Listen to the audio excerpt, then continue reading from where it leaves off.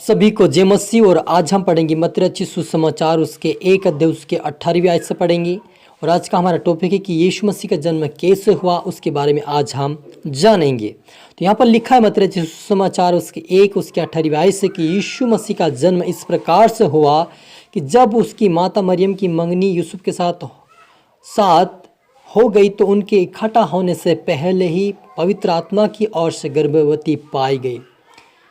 Hallelujah. हम प्रार्थना करें। धन्यवाद मेरे ईश्वर राजा प्यारे पिता परमेश्वर, आज के वचन आज के कलाम से मेरे पिता हर एक से बातें कर प्रभु जी। आपके बेटा बेटे जितने देख रहे सुन प्रभु जी, आज के वचन से आशीषित होने पाए पिता, उनकी जीवन सोगना फलाए प्रभु, तेरे राज्य के वारिस बने सा होने दे मेरे ईश्वर राजा। पवित्र आत्मा सौंपते पवित्र आत्मा जी यीशु मसीह आप मेरे मुख सोकर बोले मदद सहायता कर। ये प्रार्थना दुआ यीशु तेरे मीठे मधुर नाम से मांगते हैं, आमीन। तो मेरा जी जो यहाँ पर हम पढ़ते हैं मत्ती रचित सुसमाचार उसके 1 अध्याय उसके 18वीं आयत से कि यीशु मसीह का जन्म इस प्रकार से हुआ कि जब उसकी माता मरियम की मंगनी यूसुफ के साथ हो गई तो उनकी इकट्ठा होने से पहले ही पवित्र आत्मा की ओर से गर्भवती पाई गई। अतः उसके पति यूसुफ ने जो धर्मी था और उससे बदनाम करना नहीं चाहता था, इसीलिए चुपके से त्याग देने का विचार किया। जब वह इन बातों की सोच में ही था तो प्रभु का स्वर्गदूत ने उसे स्वप्न में दिखाई देकर कहने लगा, हे यूसुफ दाऊद की संतान, अब तू अपनी पत्नी मरियम को अपने यहाँ लाने से मत डर, क्योंकि जो उसके गर्भ में है वह पवित्र आत्मा की ओर से है।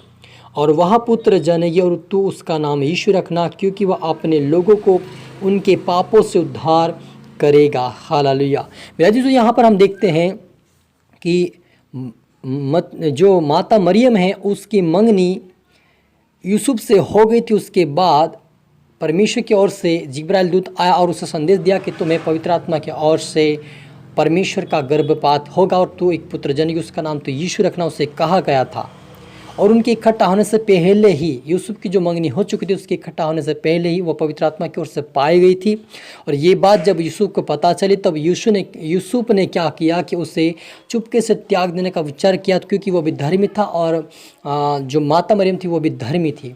इससे वो बदनाम करना नहीं चाहता था, ये मरियम को बदनाम करना नहीं चाहता था, इसीलिए वो त्याग देने का विचार कर रहा था। उसी समय स्वप्न में आकर स्वर्गदूतों ने उससे कहा, स्वर्गदूत ने कि हे यूसुफ, तू अपनी पत्नी को यहाँ लाने से मत डर, क्योंकि जो उसके गर्भ में है वो परमेश्वर की ओर से पवित्र आत्मा की ओर से है, वो गर्भ पाई गई है, इसलिए तो अपने यहाँ ले आ और उसके दिन पूरे होने तक उसके पास भी ना जाना, और जब वो पुत्र जनेगी तो उसका नाम यीशु रखना।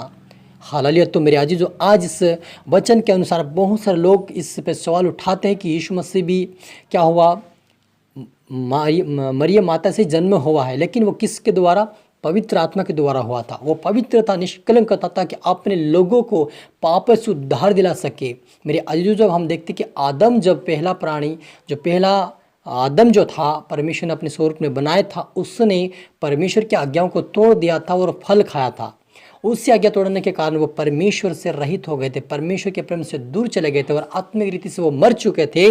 उनको वापस जीवन देने के लिए यीशु मसीह यहाँ पर मुझे उन पापों से छुड़ाने के लिए फिर से जगत में आया, ताकि हर एक लोगों का उद्धार हो सके।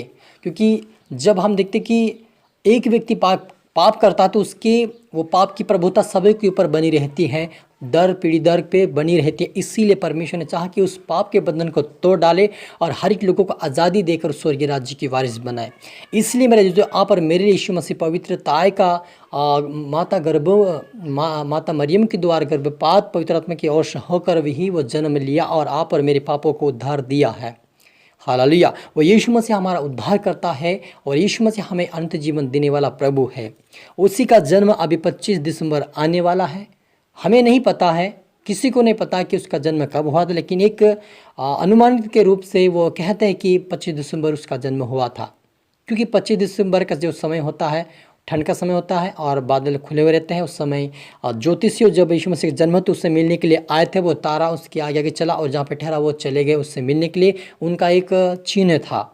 उसी प्रकार से इस ठंड के समय में दिसंबर में क्या होता है कि ठंड के समय से अच्छे से तारेगण दिखाई देते हैं। इसी कारण से उसका अनुमानित अनुभव के अनुसार उन्होंने जिनको परमेश्वर के दासों को परमेश्वर ने अगुवाई किया उसके अनुसार वो जन्मदिन मनाते हैं।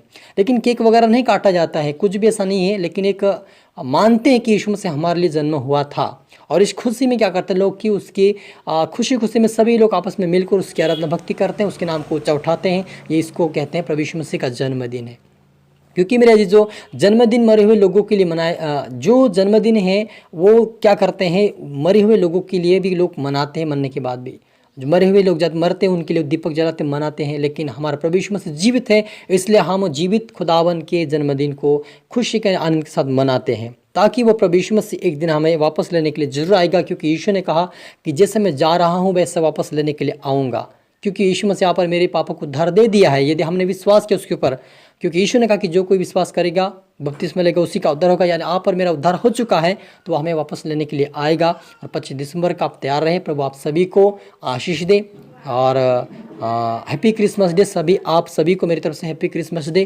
प्रभु आपको आशीष दे। इन दिनों में आप प्रभु आपसे बातें करें, आपको बढ़ाए, आत्मिकता में, वचनों में बढ़ाए, आपको आशीषित करें। क्योंकि ये वचन जो है यीशु मसीह का जन्मदिन एक महत्वपूर्ण मेरे जीजो, क्योंकि सारे संसार में कहीं भगवानों ने आया, कहीं भगवान ने जन्म लिया, लेकिन किसी ने इस प्रकार का हमारे साथ व्यवहार नहीं किया कि हमारे पापों को क्षमा कर दे और हमें झगड़े और पाप बुराई से और नशे से और हर प्रकार की गंदगी से बाहर निकाल सके। ऐसा कोई ईश्वर नहीं इस पृथ्वी के ऊपर। दूसरी बात कि यीशु मसीह के जैसा कोई जन्म फिर से नहीं हुआ, कोई तीसरे दिन इस संसार में कोई भी जीव नहीं उठा। क्योंकि यीशु मसीह ऐसा फरिश्ता, जो ऐसा परमेश्वर का पुत्र है, जो तीसरे दिन जो उठकर अपने पिता के दाहिने आज भी और बैठा हुआ और आज भी वो जीवित है।